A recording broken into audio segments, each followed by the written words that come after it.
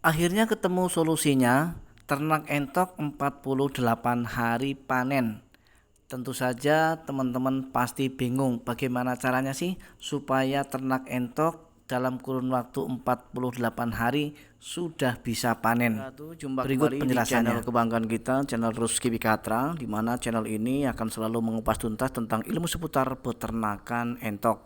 Apa kabar kalian semua hari ini? Kami selalu mendoakan semoga kalian semua senantiasa diberikan kesehatan serta keselamatan. Amin ya robbal alamin.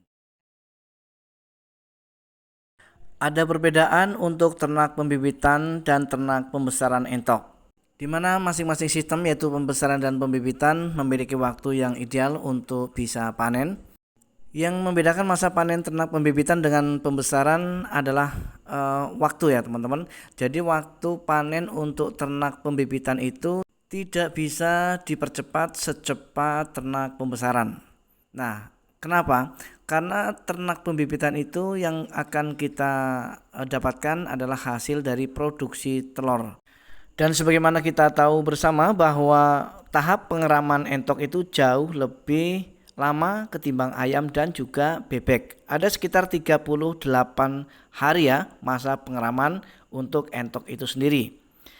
Sedangkan untuk siklus per satu kali panen itu tidak hanya kita menunggu masa mengeramnya, tetapi kita juga harus hitung masa bertelur dan juga masa pemulihan atau masa istirahat terhitung dari mulai menetas sampai kepada bertelur kembali.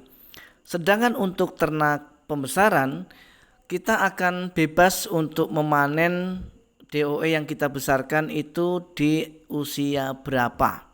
Kita akan bebas teman-teman. Mau kita jual usia 1 minggu, mau kita jual usia 3 minggu, mau kita jual usia 1 bulan, 2 bulan, bahkan bisa kita jual di usia 2 bulan lebih. Nah, akan tetapi ketika teman-teman memang memiliki pembuangan atau tempat menjual entok, boleh dikatakan penampung ya, yang bisa menampung anakan entok kita yang usianya di bawah 50 hari atau 48 hari, itu sebetulnya jauh lebih untung teman-teman. Kenapa saya katakan jauh lebih untung? Karena untuk harga usia 48 hari itu sendiri teman-teman, kita di sini sudah bisa menjualnya dengan harga 50.000 ya, 50.000 per ekor.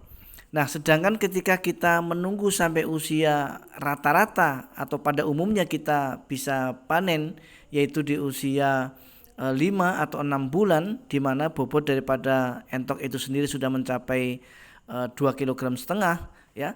Maka tentu saja ketika kita kalkulasi ya, untuk menuju bobot 2,5 kg itu kita sudah menghabiskan banyak sekali pakan teman-teman.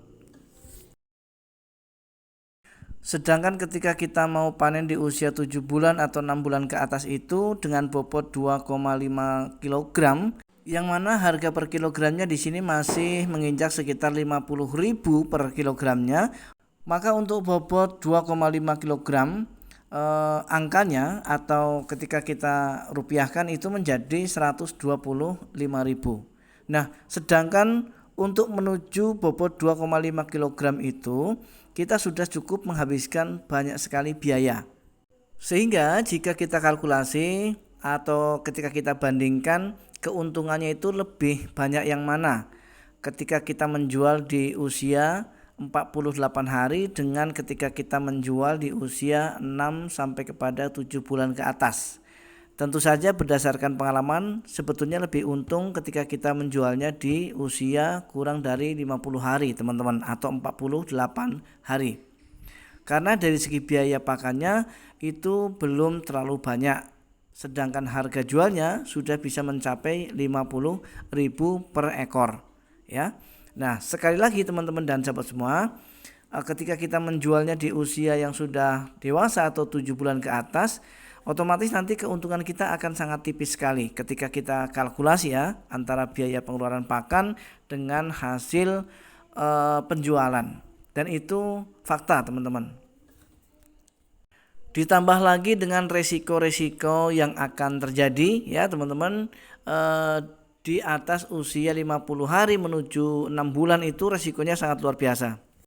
Ini kita jujur-jujur aja ya teman-teman, bahwa ketika kita memelihara entok yang sudah dewasa, boleh dikatakan untuk pembesaran dan itu sudah menjadi basor semua, maka resiko terbesar itu sebetulnya bukan penyakit, ya. Penyakit itu justru malah datangnya dari manusia, ya. Jadi kalau penyakit yang bersifat mematikan itu kami rasa kami sudah bisa mengantisipasinya. Nah, namun kalau penyakitnya adalah manusia atau maling, ya, bisa dikatakan begitu, ini sulit teman-teman, karena ilmu maling itu selangkah lebih maju dari ilmu kita meskipun kita sudah safety. Maling itu cerdas teman-teman. Jadi kalau entok-entok kita masih kecil-kecil seperti ini, itu dihindari oleh maling, ya teman-teman, karena mereka bingung mau menjual kemana. Maka target prioritas mereka adalah entok-entok yang sudah dewasa atau yang sudah punya timbangan, artinya 2 kilo lebih teman-teman. Kenapa demikian?